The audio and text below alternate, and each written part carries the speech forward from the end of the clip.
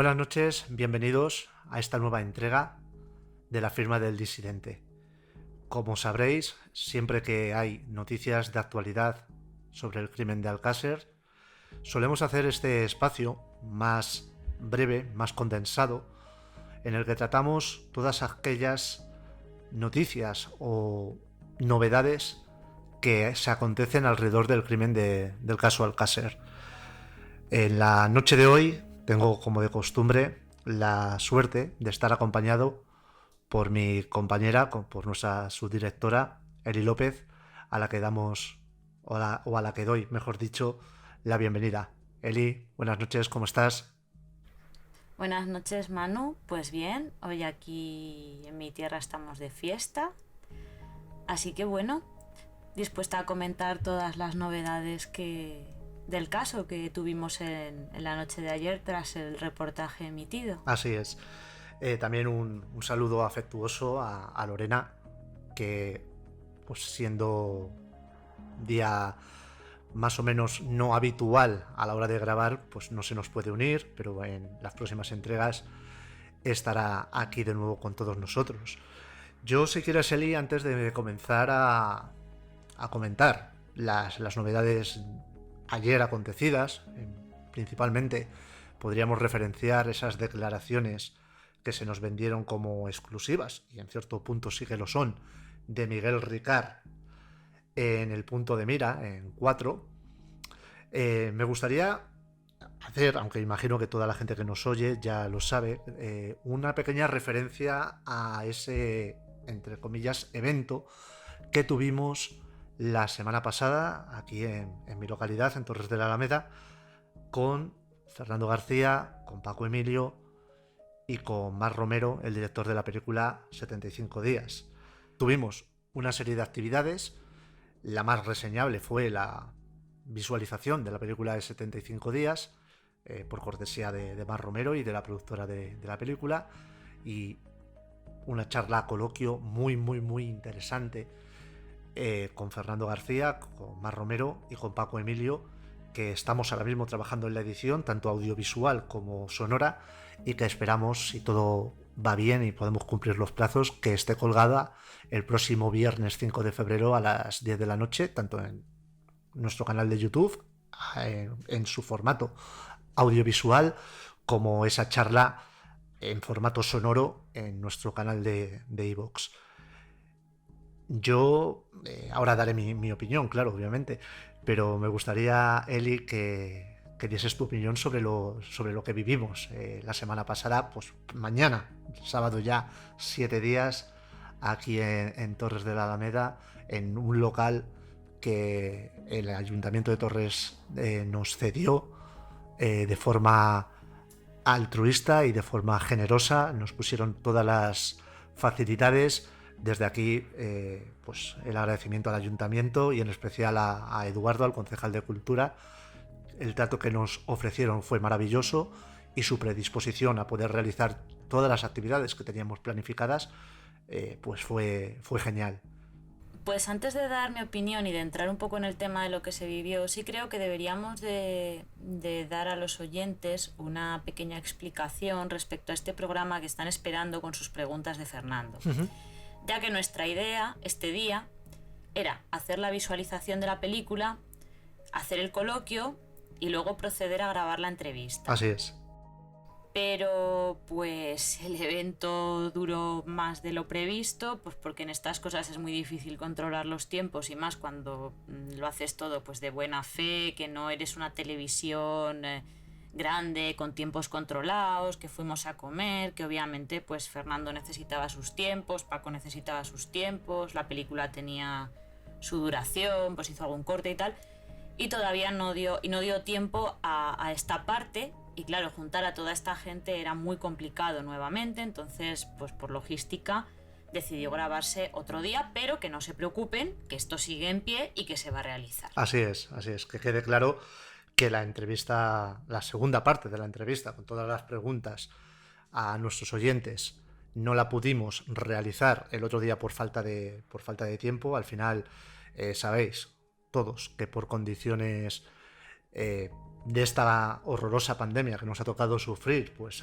se han ido cambiando prácticamente sobre la marcha horarios de toque de queda, horarios de confinamiento perimetral de ciertas poblaciones y demás, y tuvimos que cambiar el billete de regreso de Fernando a Valencia, por lo cual pues no nos permitió, pero la predisposición de Fernando, que una vez más, y yo creo que incluso más que la vez anterior, nos dio un trato maravilloso, es que todo lo que nosotros le ofrezcamos para que el recuerdo en memoria de su hija, de Tonji y de Desiree, siga perdurando y no se olvide lo que les pasó, pues está ahí, y en cuanto podamos cuadrar de nuevo agendas, realizaremos esa interesantísima entrevista con todas las preguntas que nuestros oyentes amablemente nos han ido enviando durante estas semanas.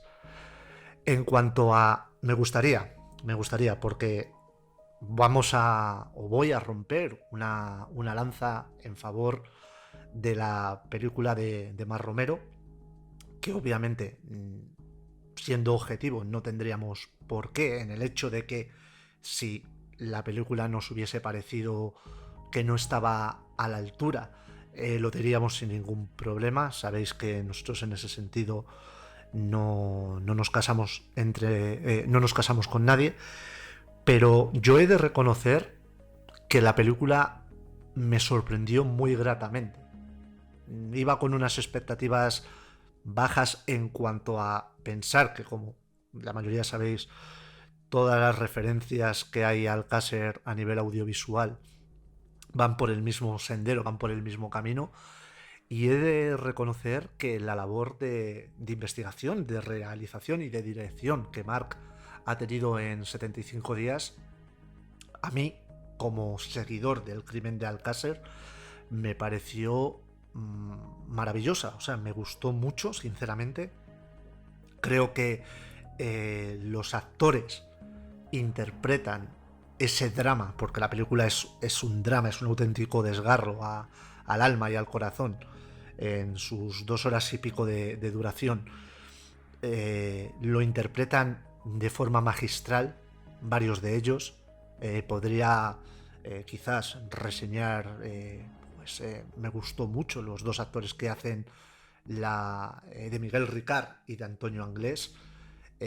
Hay actrices que siempre las hemos visto en una vertiz cómica, y verlas en un tema dramático es muy curioso y a la vez asombroso de la credibilidad que tienen.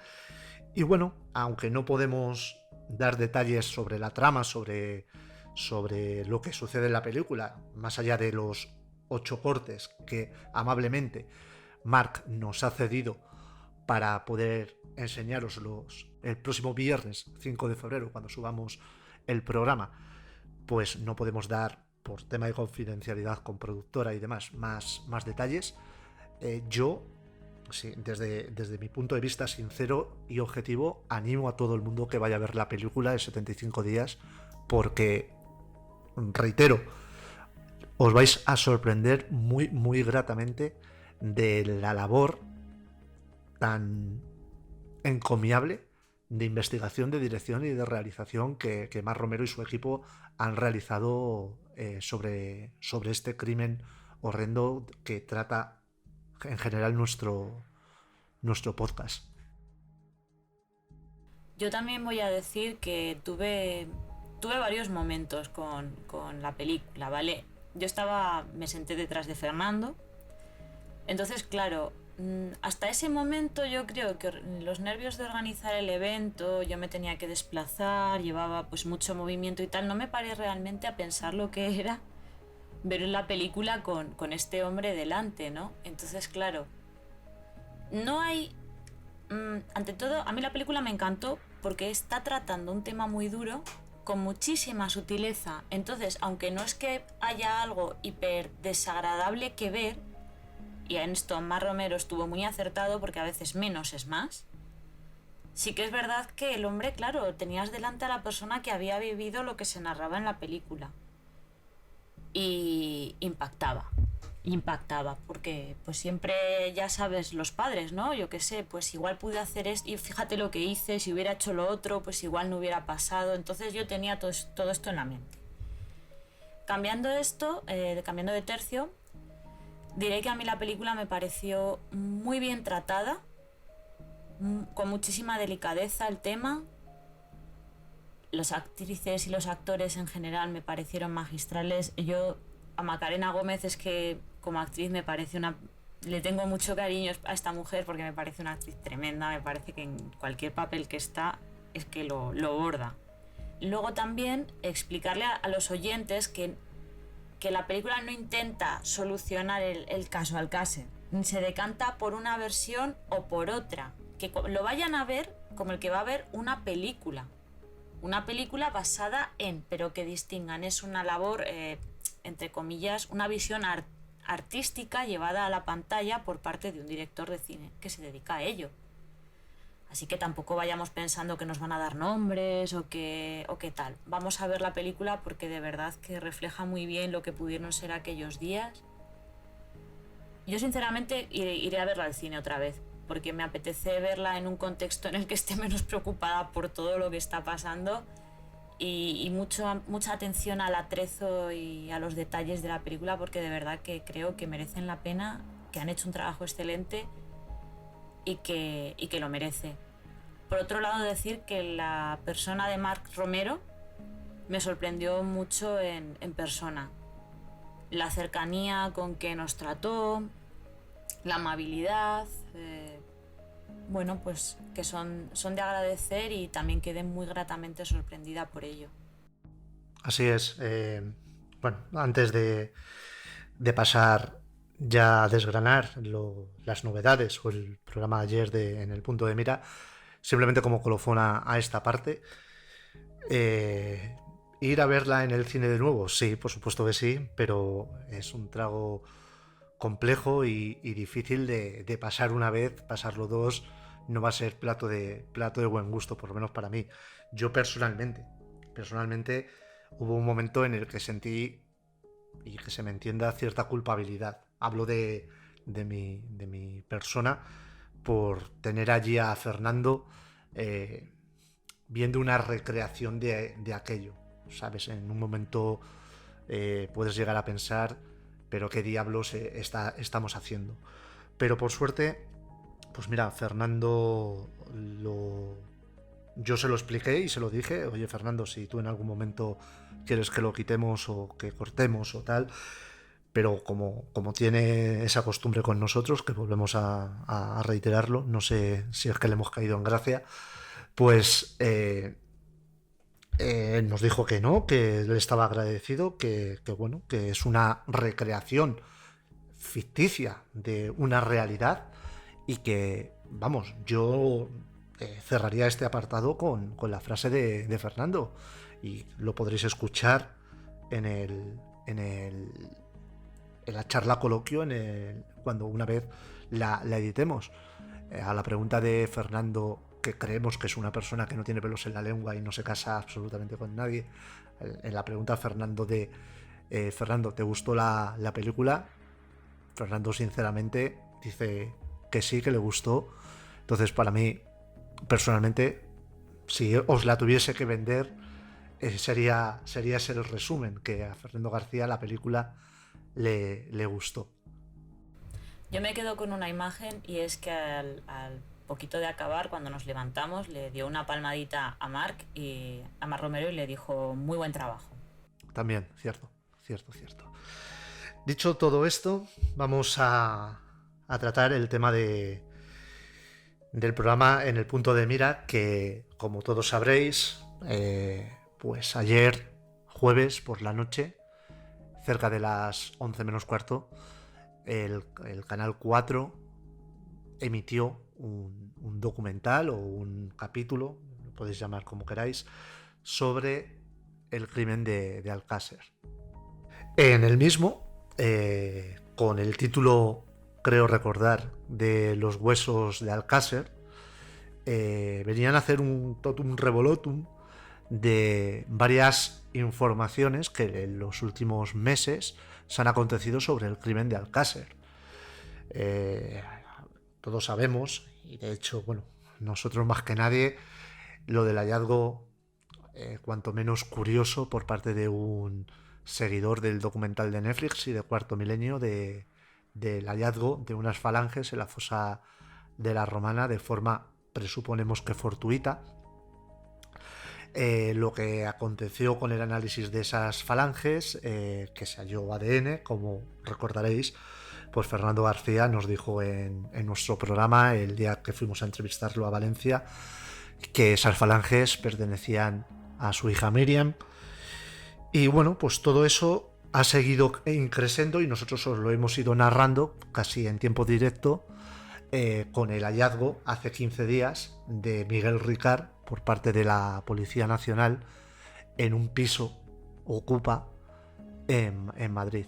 Piso ocupa al que, si la noticia saltó el viernes tarde-noche, el sábado a primera hora, aquel que os habla estaba allí para intentar traeros de urgencia toda la información respecto a esa, hasta ese momento, sorpresiva aparición de Miguel Ricard aquí en Madrid capital, en el barrio de Carabanchel. Yo modestamente, no volvemos a lo mismo, ni Eli, ni nuestra compañera Lorena, ni este que os habla ahora mismo somos periodistas, por lo cual prejuzgar la labor de gente que profesionalmente se dedica a esto pues puede sonar un poco soberbio, ¿no? Pero como amantes, si se me permite el concepto, del crimen de Alcácer, es sorprendente ver que un programa, un capítulo, un documental de una televisión como 4, una de las top españolas, con una producción detrás de Mediaset, que es posiblemente el segundo grupo junto a A3 Media más grande de este país, pues cometa tantos errores o cometa tantas inexactitudes en tan poco tiempo. O sea, modestamente, a mí me parece que el capítulo de ayer tiene más fallos en 58 minutos que los que nosotros hayamos podido cometer durante 7 meses en programas de una media de 2 horas y media de duración. Por lo cual nosotros, y no es justificarnos, normalmente nos pasa dos cosas, y vosotros lo sabéis y lo hemos demostrado capítulo a capítulo. Si cometemos un error, posiblemente sea porque no lo hemos podido contrastar o no lo hemos podido cerrar de forma exacta, con una pulcritud absoluta, por falta de medios, por falta de tiempo, porque al final ninguno de nosotros tres nos dedicamos profesionalmente a esto. ¿Eso justifica nuestros errores? No, obviamente no. Pero en el momento que los advertimos y podemos comprobar que estamos equivocados, tenemos la sanísima costumbre de rectificarlos. Dicho todo esto, me es sorprendente que con los medios que Mediaset dispone, que un programa top como En el punto de mira dentro de 4 dispone, se cometan tantas inexactitudes o se cometan tantos errores. Eso a mí, por lo menos, me parece que demuestra algo de desidia o algo de nos importa un carajo lo que la gente pueda decir, esta es nuestra obra y ahí se queda. Para mí, opinión personal, el programa no me fue sorpresivo, pero sí me fue decepcionante. No sé, Eli, si quieres dar tu opinión y ahora empezamos a desgranar todo lo que aparece en el programa en concreto. A ver, yo pienso que las comparaciones son odiosas, entonces tampoco voy a decir que hayamos tenido más o menos errores, porque bueno, yo soy la primera que me equivoco. Yo no cuestiono la labor no creo que se cuestione la labor de los periodistas, pero sí cuestiono su información o la selección de información que se hace, porque me parece que se da una información muy selectiva, obviando cosas que la contradicen. ¿Esto es culpa de los periodistas? No. probablemente no, probablemente se les ha dicho que hay que seguir una línea. ¿Por qué pienso que se les dice que hay que seguir una línea? Porque si no, lo mismo que tienes a una parte, tienes a la otra. No solo sacas a Volois, que es un defensor de la versión oficial a capa y espada, como ha demostrado a lo largo de toda su vida, incluso llevando lo irracional más allá de lo posible. O sea, sacas a Volois, pero también sacas, yo diría, a otra gente que no es que te vayan a decir, oiga, que es que no, que es la versión alternativa, que es que fue la Casa Real, que es que fue... No, sino alguien que diga, vamos a ver, que sí, que este señor dice esto, pero es que aquí en contra tenemos estas otras evidencias que nos muestran lo contrario. Y luego que el espectador juzgue o se haga su composición en la cabeza. Y eso es algo de lo que peca mucho Alcácer. Y este documental pecó totalmente de objetividad, en mi opinión. En la mía también, en la mía también. El documental comienza con la periodista Mireia Linares, que me perdone si lo estoy pronunciando mal, hablando del tiempo en el que Miguel Ricard fue condenado. Ahí ya tenemos el primer error. La señorita que está haciendo la representación de cómo Miguel Ricard está en Herrera de la Mancha comenta que esta persona fue condenada a 160 años. Automáticamente le quitó 10 años. Recordamos que Miguel Ricard fue condenado a 170 años. Entonces, claro, cuando en los 3 primeros minutos o 2 primeros minutos ya hay un error, es llamativo. Sí, principalmente porque... Vamos a... Sí, dime. No, perdón que te interrumpa. Sí. Es que esto es como lo que tú decías antes, ¿no? Busquemos un símil tonto. Si tú a mí me dices, oye, que se te da bien coser, te gusta tal, hazme unos pantalones, y yo te hago unos pantalones y son, pues están aceptables, están bien, bueno, bien. Pero si tú vas a un sastre y le pagas 700 euros porque te hago unos pantalones, quieres que estén perfectos. Y si en el primer momento de documental de unas personas que están cobrando de un equipo que está ganando un dinero por hacerlo bien, ya te equivocas en las fechas, pues vamos muy mal, ya empezamos mal. Empezamos mal, sí. Empezamos mal. Además, nosotros, a ver, volvemos a lo mismo, hay errores que podemos cometer y tal, pero hacemos, o sea, una labor de edición en el programa. Entonces, no concibo que en una producción que posiblemente ha costado bastantes miles de euros, nadie dijese, oye, Mireia, has cometido este error, vamos a grabar este plano de nuevo que se tarda en hacer 5 minutos. Entonces, es decir, como tú bien dices, si yo me gasto el dinero en algo, intento que el producto sea top, no lo mismo como cuando dijiste tú que nosotros grabamos este podcast con micros de Amazon, que es la verdad, a tener un equipo de producción de 2 decenas o 3 decenas de personas detrás de la cámara. Eso, cuanto menos a mí me es llamativo. Otra de las cosas que, bueno, continúa el capítulo en cuestión, que me es llamativa, es que se hace o se intenta la subida, la famosa subida a la caseta de la Romana.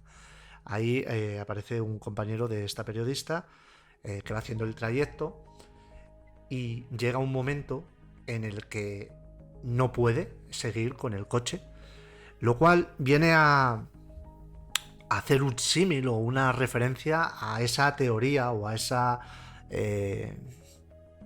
idea que se tuvo siempre de que la historia de que Miguel Ricard y Antonio Anglés, acompañados por las 3 niñas en un Opel Corsa, un coche destartalado de comienzos de los 90 con la suspensión ultra baja, no podría haber subido jamás hasta la fosa de la Romana. Yo no soy partidario de pensar que no pudiese haber subido, todo es factible, ¿no? Pero es muy llamativo que este caballero está usando un todoterreno y le dice al cámara, por favor, bájate del coche porque creo que no podemos continuar. Entonces, ¿me está diciendo usted que con un todoterreno tope gama no puede acceder y el coche de Miguel Ricard era un tanque que subía, bajaba como si no hubiese un mañana? Pues puede generar ciertas dudas, que repito, yo no estoy diciendo que no fuese factible, que que ese trayecto se realizase, pero es llamativo que la referencia de un coche todoterreno más adaptado a priori para poder acceder a la caseta de la Romana, pues parezca que tenga una serie de problemas que Miguel Ricard, Antonio Anglés y las tres niñas presumiblemente no tuvieron en aquella funesta noche del viernes 13 de noviembre de 1992. Sobre todo, además, pensemos en la suspensión de los vehículos. Uno tremendamente alto y otro muy bajo, con alrededor, digamos, de 5 o 6 personas, quizás 7, por lo que declaró en su momento Badal, ¿vale? Si nos ceñimos a la versión oficial, dentro del coche, que haría bajar aún más la suspensión. Así este es. Camino de noche, con 3 niñas alteradas.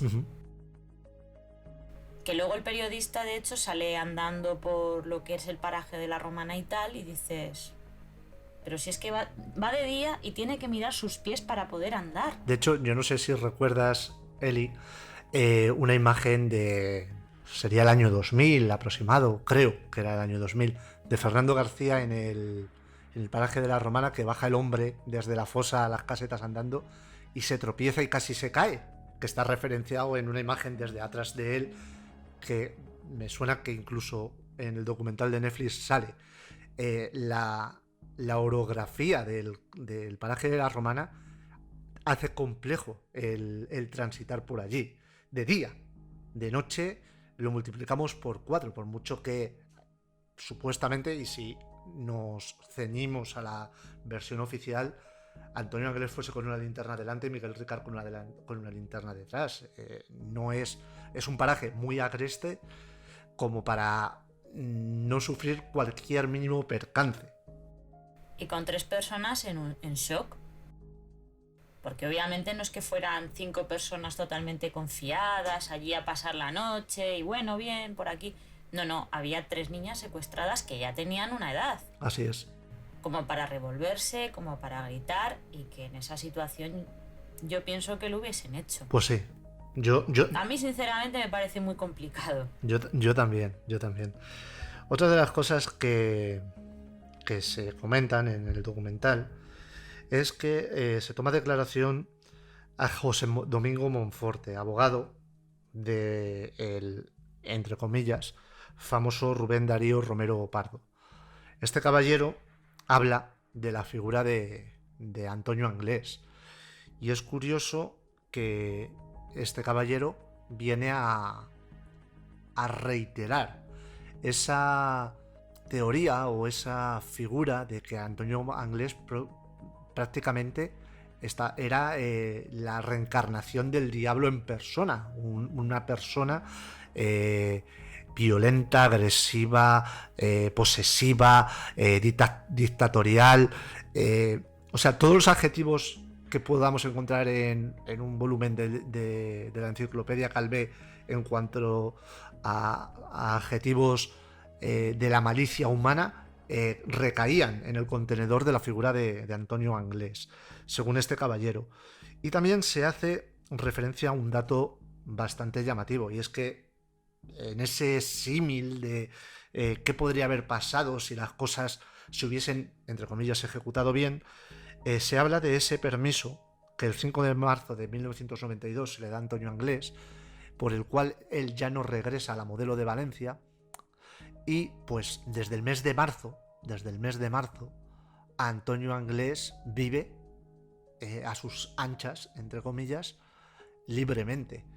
Es cuanto menos curioso. No estamos hablando de una fuga de 2 meses, 3 meses, donde bueno, con un cambio de look, con un poco de cuidado pudiese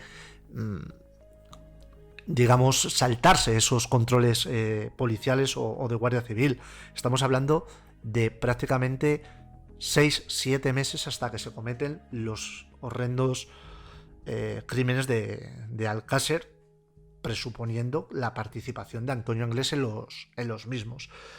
Llama poderosamente la atención que, sabiendo que toda la familia Anglés era un clan bastante conocido para todos los guardias civiles y policías de la zona de Catadau, Catarroja, Picassent, Buñol, etcétera, etcétera, etcétera, nadie, absolutamente nadie, fuese o pusiese los medios para que una persona que llevaba meses y meses y meses fugada de prisión fuese de nuevo detenida y llevada a la penitenciaría que le correspondiese.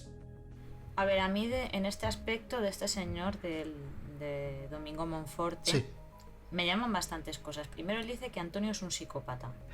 Eso lo iba a reseñar yo. Me hace gracia. Bueno, me hace gracia. Pues ya lo reseño, yo. Sí, sí. ¿Que por qué? ¿En qué te basas? Claro, es que... O sea, no hay nada en qué basarse. ¿Antonio mató a alguien? No. Antonio... Pero perdona que te corte, Eli. Hay un dato que yo tengo reseñado que es incluso más llamativo. Y es que él dice que la junta de tratamiento, o sea, la junta que es la que determina si una persona es apta o no es apta para recibir los permisos carcelarios, no ve que es un psicópata. Pero él tiene esa bola mágica o ese sexto sentido o esa intuición que le hace saber que Antonio Anglés es un psicópata. Y como tú bien dices, ¿en qué lo sustentas? Es que realmente no lo sustenta en nada. En nada, porque no hay un test, no le han hecho ningún test de psicopatía y Antonio Anglés, en principio, supuestamente antes de cometer el asesinato que se dice que cometió, él no mató a nadie. Así es. Pero es que en este documental a mí me llama mucho la atención y es que además me chirría tremendamente que cuando hablan del tema de Nuria Pera, dicen que fue un ensayo de Alcácer. Así es. Eso es lo primero. Y luego dicen que Nuria Pera, novia de Antonio. Cuando luego se dice que, obviamente, Nuria no era novia de Antonio. Nuria era una yonki que yo distribuía para Antonio y que en determinado momento, pues, a Antonio le interesa que esta persona deje de consumir porque le produce unas pérdidas e intenta desintoxicarla con unos métodos obviamente que nadie apoyamos, pero era el fin de esto, no era en ningún momento matarla. Y el famoso perro este, que era una perra que se llama Pearl, me parece, la perra de Antonio Anglés, o Perla, o me suena que Ana nos comentó el nombre de la perrita, que debía ser un amor de perro, al que además Antonio quería muchísimo, o sea, que no era no la dejó a las fauces de un animal que la iba a destrozar, que también es algo que se insinúa. Y luego creo que el que llama para que se lleven a Nuria es uno de sus hermanos, que dicen, hay una llamada anónima. No, llama uno de los hermanos Anglés, que creo que era Roberto, o me equivoco. No, Fue Roberto. No recuerdo el dato. Llama a uno de sus hermanos a la policía porque ven a Nuria para que vayan y se la lleven. Y es entonces cuando se llevan a Antonio preso. A Antonio se le concede la condicional por buen comportamiento en la cárcel. Luego ya pues no volvió del permiso, pero es que además Fernando, y esto son informaciones corroboradas, no sé si la cárcel o la comisaría, perdón, ahora me falla el dato, que estaban a nada de la casa de Antonio, que es que lo podían haber ido a buscar en cualquier momento y nadie fue. La cárcel es. La cárcel estaba a pocos metros, creo, de la casa de Antonio, sí. De los Anglés, y nadie va a buscarlo.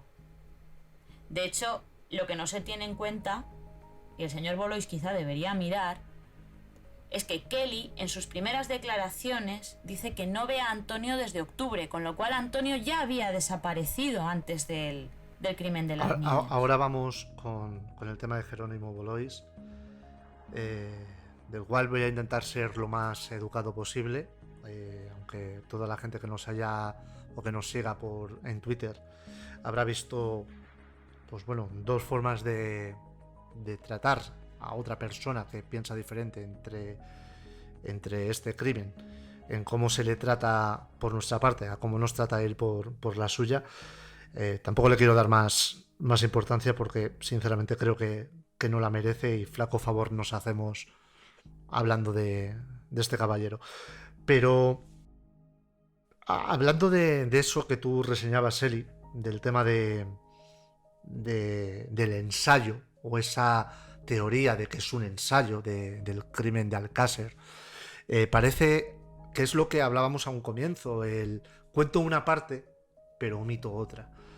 Ese mismo procedimiento que tiene con Nuria Pera, que es para conformar esa imagen de Antonio Anglés, maltratador de mujeres, violento, machista, que casi estaba predestinado a violar y asesinar a mujeres porque ya lo hizo con esa supuesta novia, obvia u omite que a Roberto Anglés, a su hermano, le aplica, entre comillas, el mismo tratamiento. Es decir, Roberto Anglés era otra fuente de pérdidas económicas para Antonio Anglés, porque era un politoxicómano que se quedaba o le robaba la propia droga a su hermano, y la forma que tiene la forma que tiene Antonio Anglés de meter, y vuelvo a decir, entre comillas, en vereda a Roberto, es desintoxicarlo a la fuerza, atándolo a un póster en la caseta de la Romana y dejándole ahí hasta que pase el síndrome de abstinencia y se desintoxique. De esto hay constatación perfectamente documentada. Entonces, eso también fue un ensayo de lo que iba a pasar en Alcácer. Pues modestamente no le veo ninguna lógica a que fuese un ensayo. Alcácer simplemente era el modus operandi de una persona que era un traficante a baja escala o alta escala, independientemente, no creo que cambie el tema de estupefacientes en una zona marginal de la Comunidad Valenciana, y lo que no quería era tener pérdidas de sus ingresos, y por lo tanto él está marcando territorio y está marcando forma de que esas personas allegadas no les sean un agujero en su economía. Para mí, eso de insinuar que lo que pasó con Nuria Pera era el preámbulo de lo que pudo pasar con las niñas de Alcácer, no hay por dónde cogerlo. Pero bueno, es una declaración que aventura el capítulo en el punto de mira, y bueno, a mí me parece cuanto menos llamativo. Volviendo, y sería el siguiente paso si hacemos una cronología de lo que sucede en el capítulo, volviendo a Jerónimo Bolois, que aparece reseñado como policía. No sabía que el caballero había vuelto a ser policía. Ya en el año 93, cuando aparece en el año 97, cuando aparece en el Juiz del caso Alcácer, es ex policía. Pero no sé en qué momento ha vuelto a ingresar en el cuerpo de la policía. Desconozco el dato, y si estoy equivocado me gustaría, por favor, que me informasen al respecto. Este caballero dice que la familia Anglés, o unos de los miembros de la familia Anglés, que entendemos que es por Kelly, cuentan, y volvemos a lo mismo, la historia fantástica de que Antonio Anglés salta por la ventana, o se descuelga por la ventana, o vuela por la ventana, o hace el pino puente por la ventana, y acaba desde un cuarto piso en los tejados de ese famoso salón de bodas de Catarroja. Bueno, está muy bien contar eso, pero está muy bien contar que está demostrado, y el capitán Hidalgo lo cuenta en el documental de Netflix y lo cuenta en el programa de equipo de investigación de La Sexta, que eso es una falacia. Entonces, ¿por qué contamos esa parte del relato y no contamos lo que la propia Guardia Civil nos dice? Porque no tiene ninguna lógica. Contemos absolutamente todo. Oiga, sí, pues la familia Anglés dice esto, pero para ser sinceros o para ser realista, la Guardia Civil comenta esto. ¿Qué pasa? Que los Anglés, que precisamente, como tú bien decías, Eli, decían que no veían a Antonio desde hacía meses, tienen más credibilidad que la propia Guardia Civil. Pues curioso, por qué sesgamos la información o nos quedamos con una información, como tú antes decías al comienzo, en vez de la otra. A mí me llama, parafraseando a Juan Ignacio Blanco, poderosísimamente la atención. Yo, si me permites, Sí. tengo aquí apuntada, he tomado la declaración entera de Bolois y tengo aquí apuntado punto por punto. Todo tuyo. para explayarme. En primer lugar, el señor Bolois dice que la noche del encuentro Antonio ya es sospechoso. Eso es mentira. Antonio Cierto. no es sospechoso. Cuando se va a casa de los Anglés, porque se va a buscar en principio a Enrique, Así es. que es el que figura en el parte, con lo cual en ese momento... Tengo ahí una duda. ¿Eso lo dice Jerónimo Bolois o lo dice la locución que se oye en el programa? O sea, sé que lo dicen, que Antonio Anglés es sospechoso, pero no sé si lo dice Jerónimo Bolois. Yo juraría, y lo repasaré después si no para hacer una fe de ratas, que solo he apuntado las palabras de Jerónimo Bolois para contestar, ¿vale? Pero dejo abierto por si acaso, yo juraría que lo dice. Vamos a ver, esto es muy sencillo. En la conversación que ha habido de Twitter, este señor dice que sí, pone por las nubes al teniente Hidalgo, que sí dice, que sí deja de decir. Señor Bolois, el teniente Hidalgo es preguntado, ¿estaba Antonio Anglés en la casa? Y dice claramente, no. Pero es que además, más miembros de la Guardia Civil que estaban esa noche allí dicen, concretamente un policía dice, si Antonio Anglés se hubiera descolgado de esa manera, dice, se me habría caído encima. ¿Vale? Por otro lado, el tema de la cinta. La familia Anglés, en un primer momento, dice que no está segura de que la voz de la cinta sea de Antonio. A esto tenemos que unir lo que ya se comentó en el capítulo sobre la inspección ocular de la casa de los Anglés, en la que es llamada una vecina y un vecino como testigos de la misma, y la vecina dice, yo vi a un policía sacarse la cinta, meterla y decirme, señor, escuche esto y váyase. Crea una duda que, pues bueno, pues habría que mirarlo porque tenemos un testigo que dice esto. Por otro lado, el señor Bolois se cree los testimonios que le vienen bien, porque Kelly lo primero que declara es que no ve a Antonio desde octubre. Kelly cambia de versión cada vez y la última que da es la de las sábanas. Esa le viene bien y esa sí nos la creemos. Por otro lado, se ve que lo que dice el teniente Hidalgo no lo debemos tener muy en cuenta, pero al toxicomano de Portugal, a ese sí. ¿Dónde va a parar el testimonio de este señor? Esto hay que tomarlo para juicio. Antes de llegar al toxicómano de Portugal, a mí hay un dato que me hace gracia, y es que dice que la llamada se produce desde el desde el corral de Alborache. Que yo sepa, en Alborache ni había cabina, ni había teléfono móvil, etcétera, etcétera. Además, hasta el día de hoy, siempre se había dicho que una vez salta o se escapa Antonio Anglés, busca una cabina y llama antes de coger el taxi famoso, que hay también, ni siquiera es un testimonio fiable, porque, claro, es quién damos o qué damos de credibilidad a los testimonios, cuáles son fiables y cuál no, porque hemos llegado a ver que hay dos taxistas que dicen que llevan a Antonio Anglés y que prácticamente lo hacen al mismo tiempo. Entonces, ¿con cuál de los dos nos quedamos? Efectivamente, pero es que luego tenemos más. Que si a Antonio se le ve en la estación de Vilamarchante, al que se le ve en la estación de Vilamarchante que dice que va de parte de Antonio, es a Cortona. Y luego hay un último dato que a mí me llama, que ya es, yo creo que ya es decisivo. Dice Bolois que la tripulación no reconoce a Anglés, la tripulación del barco, pero que ahora dicen que sí que lo reconocen y que fue ayudado por uno de los tripulantes, marineros. Dice, no se les tomó mal declaración, lo que pasa es que mintieron. Y decir muy claro que la jueza de Alcira ha desestimado las pruebas que aportaron de la supuesta foto de Antonio Anglés en el barco y demás, con lo cual ya no existe revisión sobre esto activa, sobre este hecho en concreto.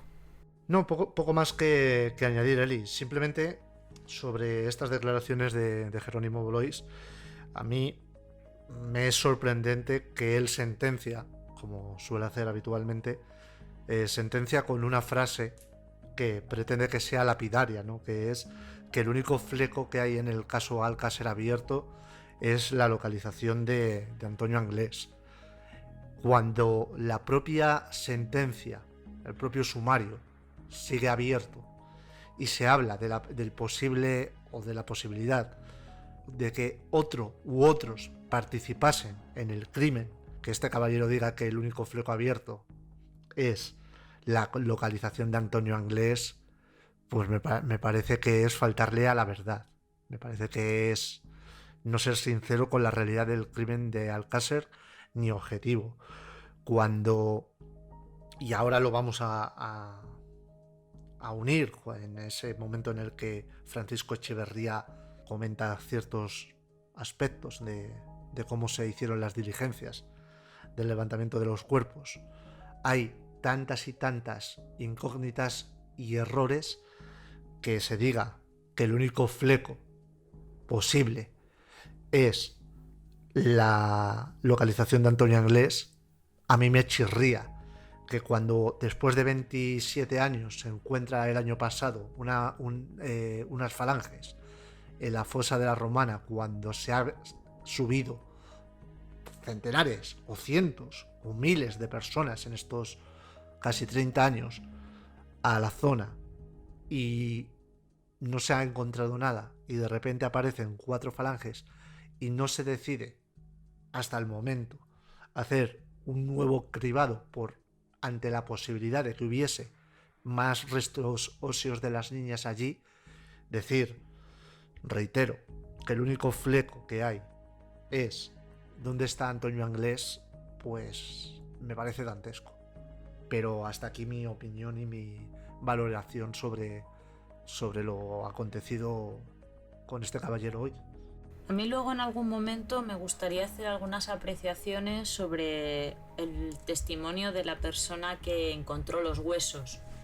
No sé si es el momento ahora o si preferimos dejarlo. Vale, lo hacemos ahora.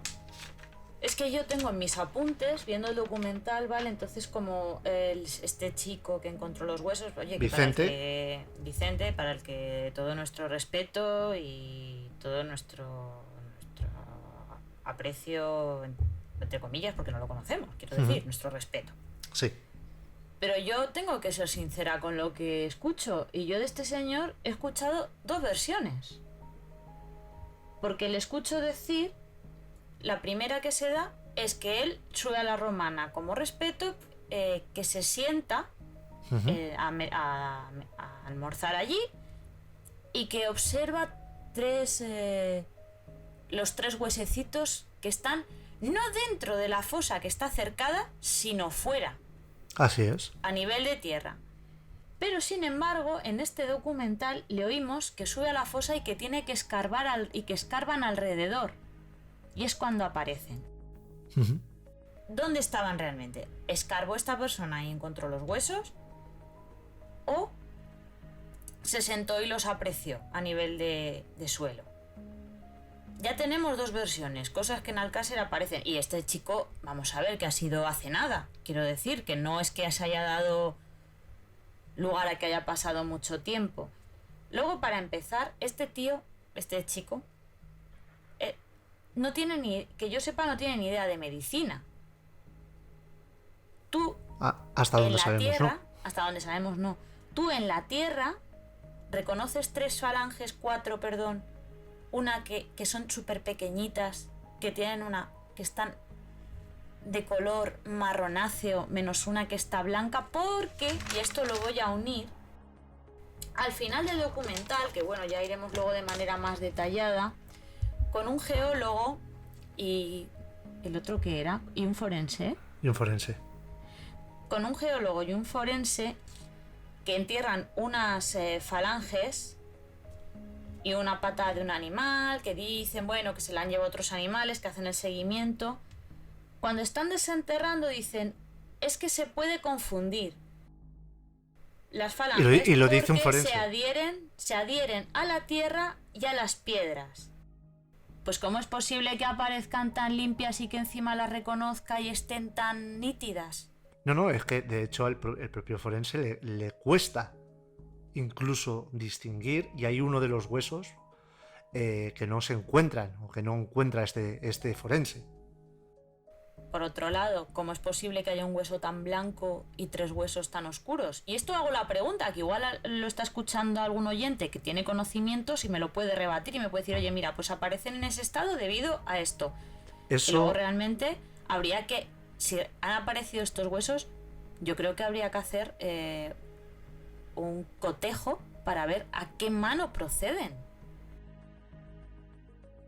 ¿A cuál de las manos proceden de las niñas? Porque tenían amputada una mano. ¿Por qué no se hace? Yo creo que debería hacerse. por partes. En cuanto al hueso blanco, a mí personas que tienen conocimientos de medicina forense me dicen que ese hueso, o me dicen que ese hueso puede ser blanco por la exposición prolongada del sol o porque ha estado a altas temperaturas, que podría ser coincidente con el incendio que arrasó la zona de la fosa de la Romana hace unos años. Claro, que ese hueso lo tenga y las otras y los otros no y aparezcan juntos es llamativo. Respecto a lo último que has comentado, Eli, sobre la mano, está claro que pertenece a una mano de Miriam García. Pero claro, aquí volvemos a lo mismo. Cojo una información y otra no. Aquí se habla de que esa mano se pudo desarticular y quedar ahí los restos óseos en la fosa, lo cual me parece plausible, me parece muy plausible, pero fíjate, el doctor Fernando Verdú esta hipótesis no la barajaba, esta hipótesis prácticamente le decía a Fernando García en el juicio del caso Alcácer, en sus narices, que la mano se había desintegrado por efecto de la putrefacción. Entonces, que un forense ni siquiera contemple y hable con esa autoridad y seguridad de lo que ha pasado es que la mano ha desaparecido, se ha desintegrado por putrefacción, me es llamativo. ¿Por qué no se ha cogido y se le ha preguntado a Verdú, oiga, usted no decía que la mano había desaparecido por efecto de la putrefacción? Entonces, ¿cómo explica que los huesos estuviesen en la fosa de la Romana 28 años o 27 años después? Es esas cosas de cojo una versión que me viene bien para el relato, pero no pongo la otra, no sea que los, en este caso televidentes, vayan a cuestionarse lo que estamos contando. Es que tampoco cuentan que se cribó la fosa. Exacto. Fue la UCO que cribó la fosa entera en la búsqueda de huesos. Sí. Y no encontró sí. nada. ¿Por qué no lo cuentan? No, Pues no lo entiendo, lo siento, no cabe en mi cabeza. volvemos a lo mismo, la narrativa del programa o del capítulo y lo que se quiera dar a entender, ¿no? Que esto pues suele ser bastante común en el caso Alcácer. Nosotros, y lo quiero dejar claro, por si hay alguna duda al respecto, nosotros dudamos absolutamente de todo.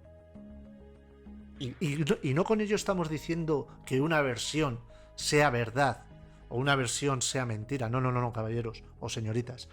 Aquí lo que estamos diciendo es que hay cosas que nos generan dudas razonables, viendo la cantidad de lagunas que hay en todos los relatos, en todas las aristas de los diferentes relatos del crimen de Alcácer.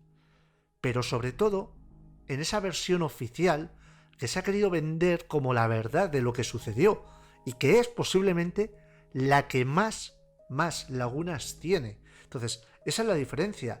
Y además me molesta, y es una insinuación que ha hecho el caballero que antes del que estábamos hablando, me molesta que parece que porque dudemos de la versión oficial ya nos puede meter para ridiculizarnos en el mismo saco o en un saco de locos que pueden pensar que hay unicornios revoloteando en el cielo. No. O sea, no, por favor. No es eso. Nosotros tenemos nuestro criterio y nuestras opiniones y nuestras investigaciones y nuestras pesquisas y estaremos acertados o equivocados. Eso el tiempo y las pruebas nos darán o nos quitarán la razón. Pero no implica que nos creamos todo y no implica que no tengamos el buen hacer o la buena, la sana costumbre de dudar absolutamente de todo de lo que se nos cuenta hasta que nosotros no podamos corroborar por nuestra propia experiencia empírica que eso es cierto o tiene visos de ser una mentira.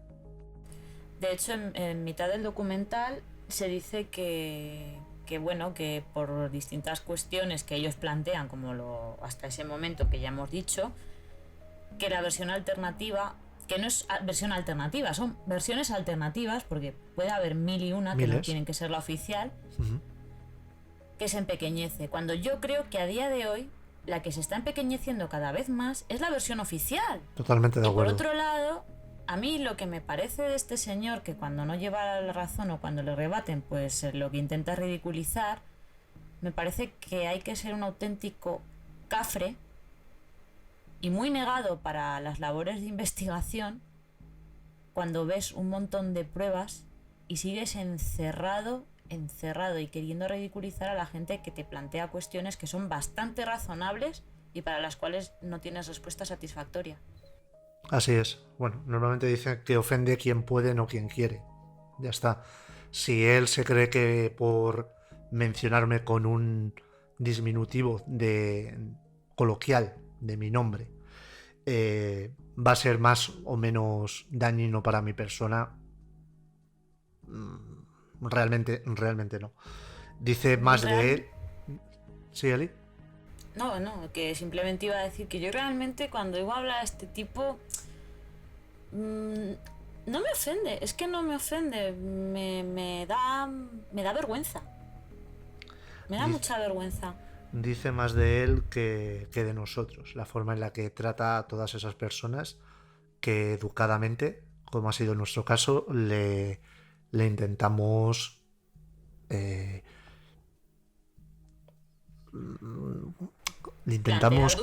plantear dudas de forma razonable o contradicciones de las cosas o de los argumentos que él defiende. A mí, si me presentan dudas razonables de forma educada sobre los planteamientos que nosotros podamos defender, que por cierto los debe tener él clarísimos más que nosotros mismos, pues normalmente contestamos con la educación que nos corresponde y sobre todo con honestidad y con humildad. Pero bueno, cada persona es como es. Retomando el tema,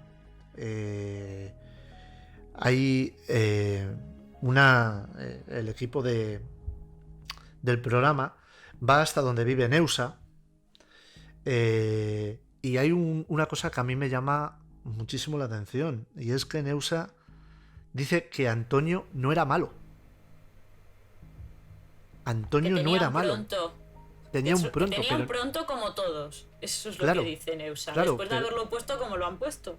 Eso es, pero es que es curioso porque está referenciado en el documental de Netflix que Neusa dice que Antonio era malo. O sea, era muy malo, pero muy malo.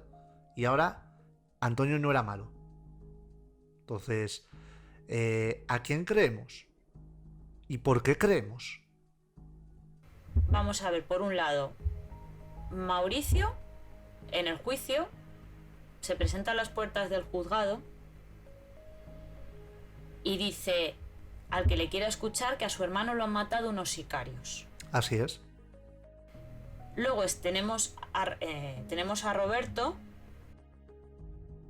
que dice en un programa hace no muchísimo tiempo que él puede confirmar que a su hermano lo ha matado la Guardia Civil. Lo cual ya podemos declarar que esas declaraciones no son verídicas o no pueden ser verídicas porque en esa época Roberto Anglés estaba en la cárcel. Claro. Pero luego cuando dicen pues un poco qué le dirían y tal, dice Mauricio, le preguntaría si es verdad que lo hizo. Si tan claro lo tenéis y era tan malo, ¿esa sería tu pregunta para tu hermano?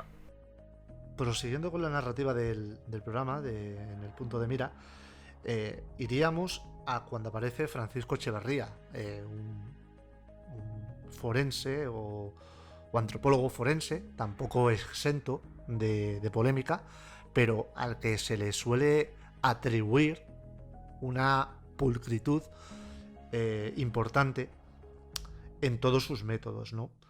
Y claro, este caballero lo que viene a decir es que el levantamiento de los cuerpos fue posiblemente el momento más torticillero y dantesco en la historia reciente criminalística española, porque y además así viene recogido, estamos en una escena del crimen en la que se está fumando mientras están levantando los cuerpos, cosa que también sucedió durante las autopsias de los médicos forenses de Valencia. Es decir, en el momento que usted está fumando puede exhalar fluidos, puede echar el humo ceniza en un cuerpo, lo está contaminando, y está contaminando la escena del crimen. Se cogió y se permitió que civiles que no estaban cualificados para realizar ese levantamiento de cadáveres, bueno, no estaban cualificados ni siquiera varios miembros de la propia Guardia Civil que pertenecían al Departamento de Delitos Económicos, o que no habían realizado un levantamiento de cuerpos, no un triple, sino un simple levantamiento de cuerpos en su vida. Una de las cosas que le chirrían a Echeverría al máximo es esa, no encuentro otra forma de definirlo, estupidez de juntar y agrupar todos los objetos para ahorrar fotos en el carrete, porque aquí pues no sabemos si el director o el fotógrafo en cuestión le vino la Virgen a ver para realizar esa fotografía así. Entonces, claro, hay tantas cosas que están mal hechas en el levantamiento de los cuerpos. De hecho, es más, incluso Echeverría habla de algo fundamental para preservar la pureza de una investigación, como es la cadena de custodia, y él habla de que se rompe la cadena de custodia de las pruebas, de los elementos de la escena del crimen. Entonces, ¿cómo vamos a presuponer que una investigación, que un proceso judicial se hizo bien, si el origen de todo, que es el levantamiento de los cuerpos, ya sabemos que tiene una escena contaminada, una manipulación de las pruebas, una incidencia de personas no cualificadas, y además la rotura de la cadena de custodia de todos los elementos? Pues a mí eso no sé, es que me raja las venas el decir o el saber que eso se hizo así, y sobre todo que nadie lo ha asumido, que nadie ha dicho perdón a esas 3 familias, y que a día de hoy nadie ha sido os ha otorgado como responsable de eso, y sobre todo, oiga, esto se hizo muy mal, reconozcámoslo, y porque se hizo muy mal vamos a reabrir la investigación desde cero, con peritos que sean objetivos, profesionales y exhaustivos, para hacer las cosas de forma correcta. Que con esto no estoy diciendo que a lo mejor el resultado fuese diferente, pero desde luego íbamos a tener la certeza o la seguridad, o por lo menos la tranquilidad, ¿no?, de que las cosas se hubiesen hecho bien, que hasta ahora no se han hecho bien. Yo, si me permites, voy a exponer de una manera muy científica, no, bueno, todo lo científica que puedo ser, ¿vale?, en esto, y todo lo clara que puedo ser. Vamos a ver, los cuerpos aparecen por la mañana muy temprano. Primer dato, ¿por qué se espera a la noche para realizar el levantamiento? Que no se ve. ¿Por qué no se acordona la zona hasta que no han sido levantados los cuerpos, cuando se debería haber acordonado lo primero? Por otro lado, ¿de dónde salen los 2 ataúdes? Porque allí se le dice al funerario que suba con un ataúd, y no es como ahora, que hay móviles. Luego, al margen de que La Romana es un paraje donde habrá la cobertura que Dios quiera que haya. ¿Cómo aparecen 2 ataúdes más? Luego, efectivamente, se amontonan los objetos porque los primeros en llegar, a los primeros que se avisa, que como tú bien has dicho, es a la unidad de delitos económicos, que son esas 2 personas vestidas de paisano, no sé si irían de paisano o bueno, de traje, o como fueran en aquel tiempo, pero quizás no fueran de uniforme, que es lo que dice Aquino, y suben con él. Luego, el tema de La Romana. ¿Por qué no se acordona La Romana? ¿Por qué no se cogen esos colchones como prueba de la que sacar Vestigios biológicos. De la que sacar los vestigios biológicos. Porque se dice, no, es que Echevarría dice que, no sé si, perdón, Echevarría, que los forenses dicen que es que la sangre pudo desaparecer y que no se vio porque no se pasó la luz. No. Echevarría lo que dice es que se debería haber pasado la luz para captar posibles dispersiones. Porque si las niñas que estaban completamente exsanguinadas, a excepción de Miriam, en la que se encuentra el equivalente a un botellín de cerveza en la zona cardíaca, toda esa sangre, y más siendo que el terreno era arcilloso, debería haber quedado en charcos. O se debería haber dejado manchas oscuras en lo que es el suelo de la romana. Además, tú realizaste un experimento en el cual echaste una sangre de animal. Así es. Fuiste varios días después, creo que fueron 3 meses después, ¿no? 84 días, 82 84 días. Y efectivamente la sangre seguía allí. Y ahora Así me quieren es. hacer creer que no, es que no. O sea, los colchones donde en teoría pasa todo lo dejas tirado. Luego el poste de la romana. El poste de la romana, yo no creo que hubiera aguantado a 3 crías moviéndose. Tampoco se examina si en ese poste hay marcas de las cuerdas, que hayan podido producir algún tipo de hendidura o que hayan hecho alguna erosión en lo que es la madera. Se deja todo allí tirado. El escenario de un crimen se deja allí tirado. Eso es o una dejadez máxima, o simplemente tú ya sabes que allí no hay nada que encontrar. No puedo estar más de acuerdo, Eli, desde luego. A mí hay un dato o una pesquisa que hacen que me llama la atención, y es cuando hacen esa simulación que ya hicieron una similar en el lector de huesos, en Echevarría, con un trozo de carne que si la ocultan y demás, para intentar explicar que bueno, que la acción de los animales podían haber arrancado la mano y los huesos quedaron allí diseminados por el hecho de que un animal se comió la mano. Vale, fabuloso.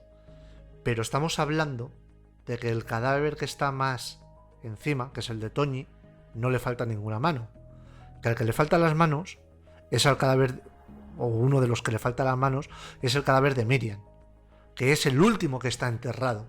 Por lo cual, ese animal, para haber accedido y haber desmembrado esa mano y haber esparcidos esos huesos que se han encontrado 27 o 28 años después, debería haber cogido y haber arrancado la mano del cadáver de Miriam, por lo cual debería haber abierto la tierra, haber quitado el cadáver de Toñi, haber quitado el cadáver de Desiree, haberse comido la mano de Miriam, luego haber puesto de nuevo el cadáver de Desiree, luego de nuevo el cadáver de Toñi y luego este jabalí que le otorgamos unos poderes alucinantes, haber enterrado de nuevo los cadáveres. Por lo cual, ese experimento, que está muy bien en cuanto a didáctica criminológica, solo es válido si contamos el escenario real en el que se encuentran los cuerpos. Porque los cuerpos, no estamos hablando que el cuerpo que es mutilado por un animal es el cuerpo que está arriba de los 3, es el cadáver que está a mayor profundidad. A mayor profundidad. Por lo cual, esa teoría no la veo yo plausible. Es mi opinión, vuelvo a decir lo mismo, como tú antes referenciabas.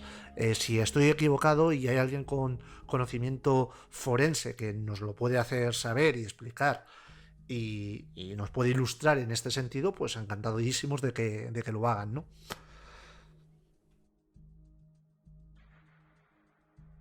Pero ya no es solo que hayan tenido que pasar al último cuerpo. Recordemos que las niñas llevaban ropa puesta y estaban en el interior de una especie de alfombra moqueta, como lo queramos llamar, envueltas. O sea, este animal tendría que haber bajado por la tierra, haberse metido por la alfombra, haber quitado el barro que las cubría, haber respetado la ropa y haber hecho esas marcas y luego haber vuelto a salir. De hecho, si hubiera alguna marca de dentelladas de algún animal en las ropas y en los cadáveres, por ejemplo en el caso de Miriam, que era la que estaba abajo, yo creo que eso habría evidenciado que efectivamente hubo un doble enterramiento y que antes estuvieron en otra zona colocadas de otra manera donde Sería una se teoría produjeron esas lesiones animales. muy plausible, desde luego. Y volvemos a lo mismo, en Alcácer principalmente se puede hablar de hipótesis, porque certezas, por desgracia, tenemos pocas. Vamos a ir enfilando y acabando el programa de hoy hablando de lo que podíamos haber definido, lo que el programa en cuestión nos vendió como el plato fuerte, ¿no? Que es la figura del tan traído en la actualidad Miguel Ricard. Miguel Ricard, como todos sabréis, salió de prisión en el año 2013, a finales de 2013, y desde entonces, pues prácticamente estuvo en paradero desconocido hasta hace un par de semanas que reapareció aquí en Madrid, en el barrio de Carabanchel. El gancho del programa eran unas declaraciones de Miguel Ricard hasta ahora jamás escuchadas, ¿no? Y bueno, la posibilidad a ver si de una vez Miguel Ricard decía algo más allá de lo que en ese pequeño extracto que se conoció en 2013 de Soy una cabeza de turco, yo soy inocente, lo que hicieron con estas niñas no tiene perdón de Dios. Pues había algo más, ¿no? Algo más de lo que rascar, ¿no? Es llamativo, bueno, que Miguel Ricard, curiosamente, y desde aquí le mandamos un saludo a Rosa y a su pareja Rubén, que lo entrevistamos hace poco y que tenéis disponible en nuestro canal de iVoox su entrevista, pues pregunte por su hija, ¿no? Que pregunte, que diga que como es su hija, que le han dicho que es muy guapa, que se preocupe si socialmente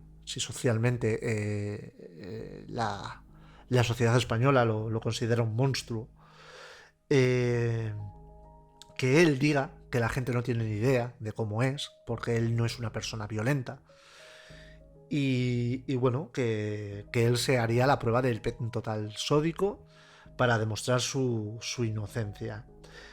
A mí me parece llamativo una cosa, que la cara de Miguel Ricard esté pixelada.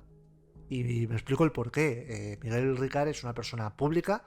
Miguel Ricard, recordaréis que justo cuando salió el diario La Razón, sacó una portada en primera plana con la cara de Miguel Ricard que titulaba algo así como "Esta es la cara del diablo", algo así.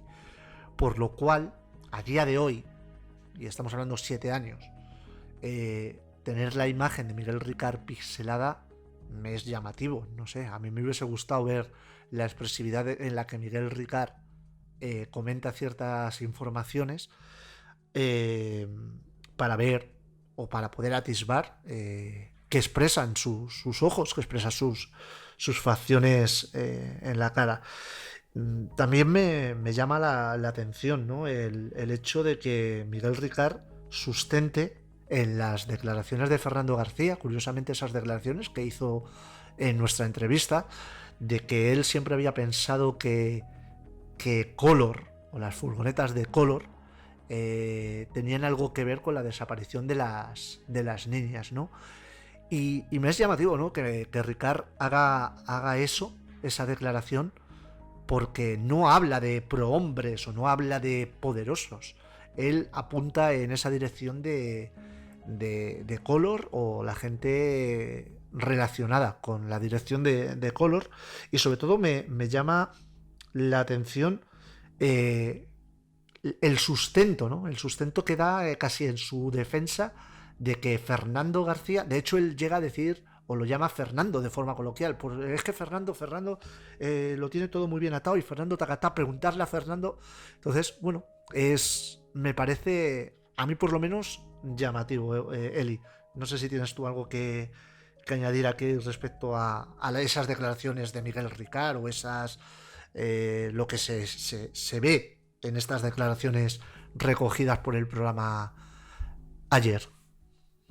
A mí decir que me parece un clickbait espantoso lo que hicieron con el tema de las declaraciones, porque te vendían como, wow, vamos aquí a entrevistarlo, tremendo va a ser esto lo que va a salir aquí, y luego realmente lo que salen son unas declaraciones de 2013 que, a ver, que realmente no son ni nada novedoso, ni... No sé, yo me quedé en esto muy decepcionada. Creo que le sirvió como gancho a un programa y ya está. O sea, no pienso más. De hecho, lo que me sorprende es la grandísima educación de Miguel Ricard contestando a los reporteros para ser un psicópata tan malo. A ver, que sí, que hay psicópatas que, oye, que tienen un saber, de hecho es una de las características, pero joder, es un tío que acaba de salir de prisión, que lo están apretando y el tío en ningún momento... No, se le ve bastante sensato y tranquilo en todas sus manifestaciones y con un buen hacer, ¿no? Eh, por lo cual, esa imagen que se ha querido dar de Miguel Ricard estúpido o, o casi marginal, que no tenía cultura y educación, queda, o parece que queda bastante desmontada en lo que se observa ayer. Luego, pues bueno, el, el programa avanza con otro error, porque dicen, os mostramos dónde vive Miguel Ricard. Miguel Ricard no vive en el piso Ocupa, como nosotros pudimos corroborar en primera persona hace 2 semanas. Miguel Ricard, allí entrevistan a una persona de las muchas. Los vecinos de la calle nos decían que había cerca de 70 o 100 personas viviendo en ese bloque de pisos, o sea, imaginaros la cantidad de gente que hay allí metida. Una persona que habla de su experiencia, que curiosamente contrasta con lo que a nosotros en cierta forma nos contaron. A Miguel Ricard, como yo os comenté en su momento en el programa de hace 2 semanas, lo llevan viendo meses por allí, va una o dos veces dependiendo la semana, no va de fiesta, va por su suministro de estupefacientes o a consumirlos allí. Sabemos que ha pernoctado porque dependiendo del toque de queda o de las horas en las que él vaya, pues bueno, a lo mejor ha tenido que quedarse en la zona o en el bloque en concreto y poco más. No hay... Bueno, sí, pudisteis referenciar que al reportero en el punto de mira le insultan y le intentan coaccionar a través de las ventanas o de las verjas, como este que os está hablando, pues también lo sufrió y os lo reseñé hace 2 semanas. Eso parece que era tónica porque lo vi con... o sea, lo viví en mi persona y lo vi allí con la gente de Espejo Público y con la gente de Ana Rosa en las 4 horas más o menos que estuve por la zona. Y dicho esto, pues personalmente, yo poquito más que añadir en este sentido, Eli. No sé si tú quieres comentar algo antes de despedirnos. Yo sí, porque cuando acaba el documental dicen que casi toda España considera culpable a Anglés. Eso no es cierto. En España sobre Alcácer cada vez hay más dudas de que se nos contará la verdad. Y luego se dedica el documental en memoria de... Me parece una vergüenza dedicar ese documental a la memoria de 3 niñas, contando las cosas de una manera que no han sido. Que no han sido, no. Que una manera sobre la cual existen muchísimas dudas y muchos flecos. Así es.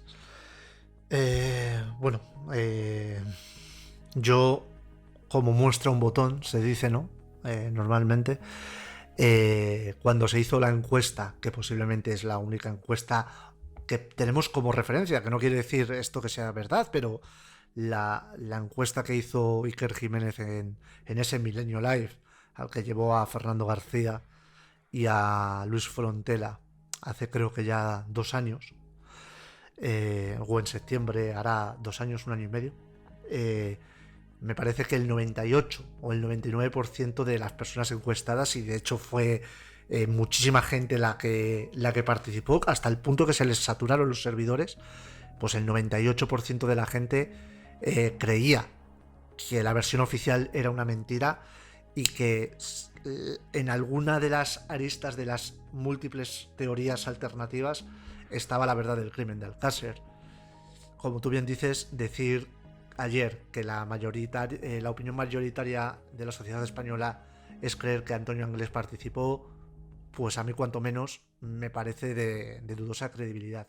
Y repetimos, queremos que, o quiero, en este caso hablo como el tonto al que le parten la cara de este programa como director, quiero dar una referencia, y es que estos programas que hacemos de la firma del disidente, para que no haya ningún tipo de malinterpretación ni nada por el estilo, se diferencian prácticamente, o se diferencian orgánicamente en que son más programas de opinión, donde nosotros damos nuestra opinión y donde comentamos como personas interesadas en el crimen de Alcácer, que programas de información netamente, que también la hay, como pueden ser los programas normales del Rincón del Disidente, donde desgranamos el crimen. Volvemos a lo mismo, lo hemos reiterado 1000 veces, nosotros no somos periodistas, nosotros, aunque intentamos darle toda la veracidad a nuestros argumentos y a nuestras informaciones, al final somos dos personas que podemos, o tres personas cuando participa nuestra querida compañera Lorena, que aparte de informar, damos nuestra opinión, y a veces, y Eli lo sabe, ella y yo no opinamos lo mismo sobre un punto, o Lorena y yo no opinamos lo mismo sobre un punto, o Lorena y Eli no opinan lo mismo sobre un punto, y no pasa absolutamente nada. Opinamos, lo transmitimos, lo dejamos referenciado para que esas dudas o esas diferencias de argumentos que Eli, Lorena y yo podemos tener entre nosotros mismos, y que vosotros os hagáis también esas preguntas, y en un sano ejercicio de autocrítica o de búsqueda de la verdad, también cuestionéis todo, incluso lo que nosotros os podemos aportar.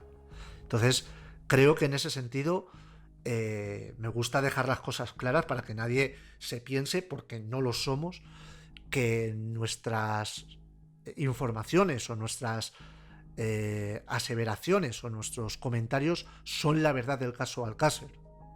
Por una razón: nosotros no tenemos la versión del caso Alcácer, y es más, para nosotros lo único que queda claro en el caso Alcácer a día de hoy es que el 13 de noviembre 3 niñas desaparecieron de su casa en Alcácer, en la Comunidad Valenciana, y por desgracia 75 días después aparecieron asesinadas, torturadas y violadas en la fosa del paraje de la Romana. Más allá de eso, yo personalmente no tengo ninguna certeza sobre este crimen. Yo creo que todos estamos en la misma línea. Yo creo que cualquier persona sensata tendría dudas, pero pocas certezas. Lo has definido perfectamente, compañera. Pues dicho todo esto, ahora toca editar, toca intentar dejar lo antes posible este programa para que lo podáis disfrutar en la noche de hoy. Y nada, os emplazamos la semana que viene, que es, digamos, nuestro estreno audiovisual en el canal de YouTube, con esa charla coloquio que tuvimos el pasado sábado con Fernando García, con Paco Emilio, con Mar Romero, sobre y tratando la película 75 días y todo lo concerniente al crimen de Alcácer.